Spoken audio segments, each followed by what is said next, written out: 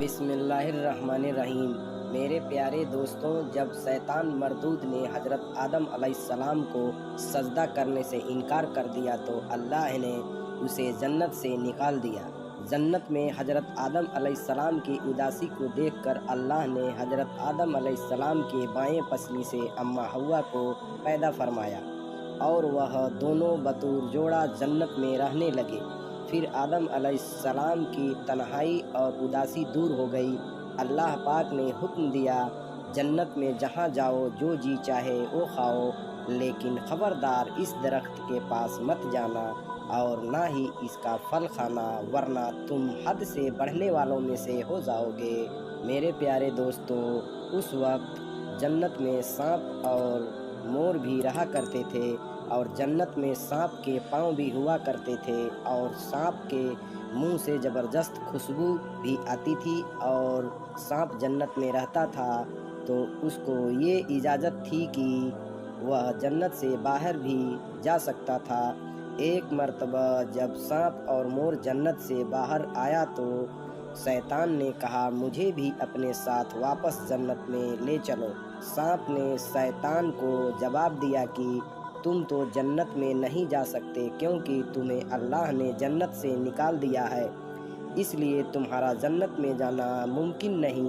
شیطان نے سانپ کو اپنے پرانے دوستی کا واسطہ دیا اور کہا، ہم دونوں ایک ساتھ جنت میں رہتے تھے، اور وہ دن یاد کرو جب میں تمہارا دوست ہوا کرتا تھا، مجھے اپنے ساتھ لے چلو۔ سانپ نے تو پہلے بہت منع کیا، لیکن آخر کار شیطان کے بار بار کہنے پر سانپ نے کہا، ٹھیک ہے، بلکہ تم یوں تو اندر نہیں جا سکتے، لیکن تم یوں کرو کہ سانپ بن جاؤ اور میرے ساتھ ہی مور بھی باہر نکلا ہے، یہ تمہیں کھا جائے گا، اور یوں تم اندر پہنچ جاؤ گے تو اندر جا کے یہ مور تمہیں اگل دے گا۔ میرے پیارے دوستوں، شیطان کو یہ مشورہ پسند آیا اور شیطان فوراً سانپ بن گیا اور مور نے اسے کھا لیا۔ سانپ اور مور جنت میں پہنچ گئے، مور نے جنت میں اسے اگل دیا۔ یوں شیطان جنت میں داخل ہو گیا۔ شیطان نے آدم علیہ السلام اور اماں حوا سے ملاقات کی اور ان سے دوستی کی اور کہا، جنت کے اس پھل کو تم دونوں نے ابھی تک کیوں نہیں کھایا؟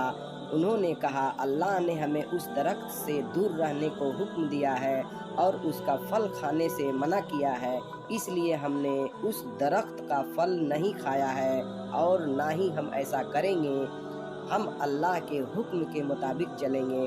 لیکن شیطان نے انہیں بھروسہ دلایا کہ یہ ان کا خیر خواہ ہے، مگر انہوں نے شیطان کی کوئی بات نہیں مانی، اور جب حضرت آدم علیہ السلام نیند میں مشغول ہو گئے تو شیطان اماں حوا کے پاس آیا اور کہنے لگا، آپ وہ پھل کھائیں، وہ بہت عمدہ پھل ہے، اللہ نے آپ کو وہ پھل کھانے سے اس لیے منع کیا ہے کہ آپ پھل کھانے کے بعد آپ دونوں فرشتہ نہ بن جائیں، اور تمام باتیں کہنے لگا۔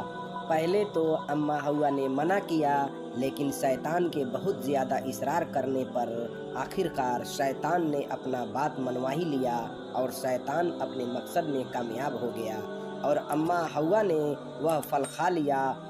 اور صرف یہی نہیں، حضرت آدم علیہ السلام کے نیند سے بیدار ہونے کے بعد اماں حوا کے کہنے پر انہوں نے بھی یہ پھل کھا لیا۔ اس کے بعد اللہ نے حضرت آدم علیہ السلام اور اماں حوا کو جنت سے نکال کر دنیا میں بھیج دیا، یعنی کہ اس پھل کے کھانے سے یہی سزا ملی کہ انہیں جنت سے نکال کر دنیا میں بھیج دیا گیا اور کہا گیا کہ ایک خاص وقت تک تم زمین پر ہی رہو گے۔ میرے پیارے دوستوں، اسی نافرمانی کے وجہ سے سانپ اور مور کو بھی جنت سے نکال کر دنیا میں بھیج دیا گیا۔ مور جو نہایت خوبصورت تھا، اس کے جسم کے ساتھ ساتھ اس کے پاؤں بھی کافی خوبصورت تھی، لیکن مور کی پاؤں کی خوبصورتی چھین لی گئی اور اس کے پیر کو بدصورت بنا دیا گیا۔ اور سانپ جس نے یہ مشورہ دیا تھا کہ شیطان کو کس طرح جنت میں لے جایا جائے، اور سانپ کو بھی اللہ نے اس کے منہ سے خوشبو چھین لیا اور منہ میں زہر بھر دیا اور اس کے پاؤں بھی ختم کر دیا گیا۔